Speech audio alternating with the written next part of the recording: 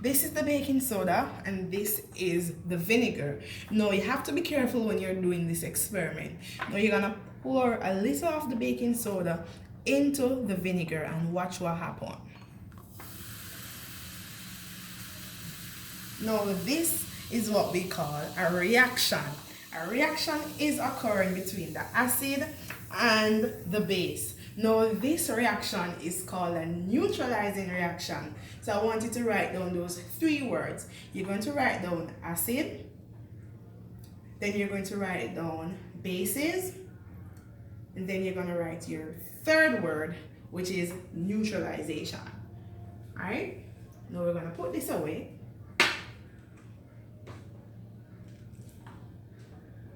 Now, when we're looking at acids, bases, and salt, we have to first understand what is an acid.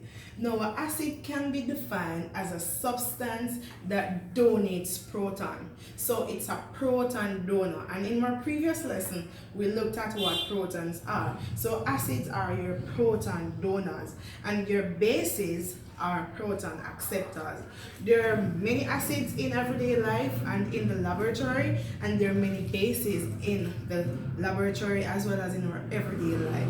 Other examples of acids would include your soft drink, as we just looked at, your soda, your lime juice is an acid, your citrus fruits, so that's your orange, your lime, your orange, your lime, your lemon, these are all acids.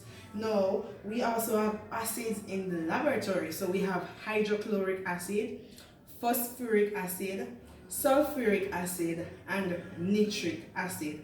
The formula for these are going to be posted below. Alright? So those are acids. So you can write down examples of acids. Let me go over them for you one more time. So in the laboratory, we have hydrochloric acid, we have phosphoric acid, sulfuric acid, and nitric acid. Now, we have examples of bases. Now, we have your baking soda, that's a base. You also have your baking powder. You have different bases that are in the laboratory, such as sodium hydroxide. And sodium hydroxide is very important. We use it to make soap. So it's contained in a lot of your cleaning agents. We also have magnesium hydroxide. So all your hydroxides are really bases. Alright? Now, today we're going to be looking specifically at the vinegar. So let me move these away. So when you're doing experiments, you have to take the things away once you're finished and clean up. Alright? Now, I'm going to be showing you properties of acids. We're going to be zooming in on the vinegar. Now, vinegar is usually found in the home. We use it for many purposes. Vinegar is a natural cleaning agent. Now, we use vinegar to clean our surfaces. Some persons use vinegar to wash their meat. It's very good for washing your meat. We also use vinegar for beauty purposes, for washing your hair. We use vinegar for whitening our clothes when you're washing. So it has a lot of beneficial properties to us. Baking soda is a natural antacid, meaning whenever you're having acid reflux, you can be given baking soda to treat that acid reflux that you're having. It will definitely help the acid reflux. You also use it as a natural teeth whitener, so you can whiten your teeth with baking soda. You can also use it for hair care purposes.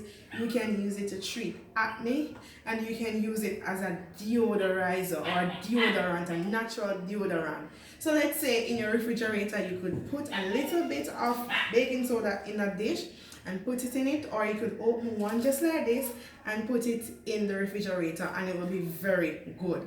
We can use it as a deodorant, because I want to touch on deodorants. A lot of the deodorants that we use are actually carcinogenic, meaning that they have cancer-causing agents. So what we can use is our baking soda. You make a small paste and you rub it under your arm or in any area, and it acts as a deodorant, and it's natural, and it will not cause any harm to your body whatsoever. So we've looked in this lesson at acids, we've looked at bases. Now when acids and bases react, It's a neutralizing reaction, and in this reaction, what is formed is salt, water, and carbon dioxide. Carbon dioxide is a gas. Carbon dioxide is what caused the little fizz that we had there, that fizz going off, that was a result of carbon dioxide. Alright? Now we could actually test to prove it's carbon dioxide, but we're gonna be doing that in another lesson. We won't be doing that today. Now, acids and bases, they react. Now, that reaction brings me to a very important point, or a very important lesson that was very topical in our recent outbreak of viruses. No, what happened is that acids and bases react. There are many persons who want to mix chemicals, put chemicals together for various reasons, because they believe, hey, this dish smell good, and then I'm gonna put some Lysol with it, I'm gonna put another mixture with it. We really do not recommend the mixing of chemicals, because when you mix chemicals, a new product is formed, and that product can either be beneficial or harmful. Now, there are certain chemicals that you really do not mix. If you're using the vinegar straight, we recommend using that alone. If you're using the baking soda straight, we recommend using that alone. Do not mix your chemicals at home. Another chemical that you don't mix, you never mix bleach with anything. You use bleach just as is. Alright? So just to recap, acids, bases, and salt. Acids are proton donors, bases are proton acceptors.